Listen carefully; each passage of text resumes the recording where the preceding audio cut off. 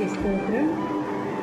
ఈ దినము వాగ్దానము మొదటి కొరింథీయులకు రాసిన పత్రిక 15వ అధ్యాయము 58వ వచనం. కాగా ప్రియ సహోదరులారా, ప్రభునందు మీ ప్రయాసము వ్యర్థము కాదు. హల్లెలూయా. చిన్న ప్రార్థన చేసుకుందాం. మహోన్నతుడానికి స్తోత్రం, మహాగణుడానికి వందనాలు. దేవా, ఇదిగో ప్రభా, ఈ దినం 1వ తేదీన మే 1 దినాన ప్రభా మీరు ఇస్తున్న వాగ్దానంకై మీకు స్తోత్రాలు.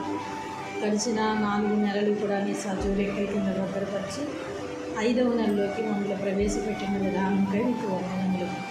ఈ దినం చెప్పబడిచిన ఈ వాగ్దానాన్ని బట్టి మీకు వందనాలు. నీ బిడ్డలతో నీ ప్రజలతో మాతో మీరు మాట్లాడాలి. మీరే మహిమ పొందుకోవాలి. యేసు పరిశుద్ధ నామమును స్తుతించి వేడుకుంటున్నాం పరమ. ఆమేన్.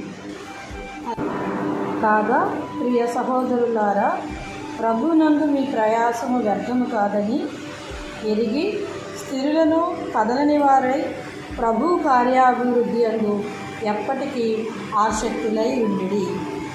హల్లెలూయా. చూడండి, దేవునికి స్తోత్రం. ఇక్కడ వాక్యంలో పౌలు గారు చెప్తున్న మాటలు ఇవి కొరింథీ సంఘానికి. ఏమంటున్నారంటే, ప్రియ సహోదరులారా, కాగా ప్రభునందు మీ ప్రయాసము వ్యర్థము కాదు. దేవుని నిమిత్తం మనం ఏ ప్రయాసపడినా ఏ పని చేసినా అది వ్యర్థము కానే కాదు. అది దేవుడు దాన్ని సఫలపరుస్తారని అక్కడ ఆయన తెలియచేస్తూ ఉన్నారు. అందుకే ఎప్పటికీ ప్రభు కార్యాభివృద్ధి అందు మీరు ఆసక్తులై ఉండుడి అంటున్నారు. దేవుని యొక్క కార్యాభివృద్ధి అందు దేవుని ప్రజలమైన మనము ఆసక్తిని కనపరచాలి. ఇక్కడ 2 మాటలు మనకు కనిపిస్తూ ఉన్నాయి.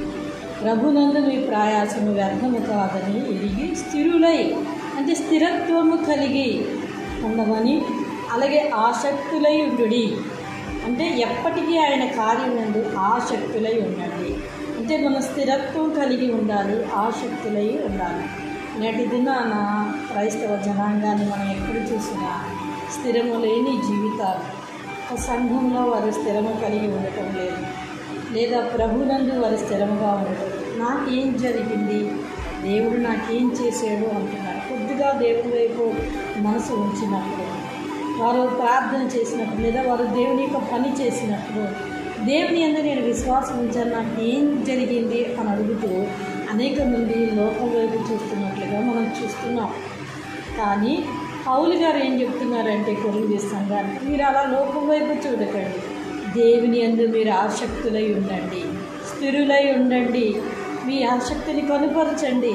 ఎందుకంటే వాక్యం ఏమని సెలవిస్తుందంటే, నా యందు విశ్వాసం ఉంచువాడు ఎన్నడూను సిగ్గుపరచబడదు అని దేవుని లేఖనం సెలవిస్తుంది.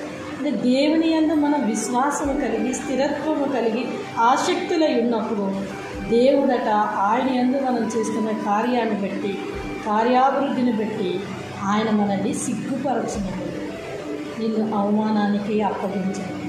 నువ్వేదైతే అనుకుంటున్నావో నీ జీవితంలో జరగాలని, ఏదైతే కావాలనుకుంటున్నావో, ఏదైతే కోరుకుంటున్నావో, యేసయ్య నీకు దాన్ని చేయటానికి ఆయన సిద్ధంగా ఉన్నాడు. నీ కన్నీరును ఆయన తుడవటానికి సిద్ధంగా ఉన్నాడు. అయితే ఆయన యందు స్థిరమైన మనస్సుని కలిగి ఉండాలి. ఆ స్థిరత్వం కలిగి ఉన్నప్పుడు దేవుడు నువ్వు అనుకున్నది నెరవేర్చి నేను సమృద్ధి దేవుని ఆశీర్వాదంతో నిలబెట్టి బలపరిచి దీవించి ఆశీర్వదిస్తాను.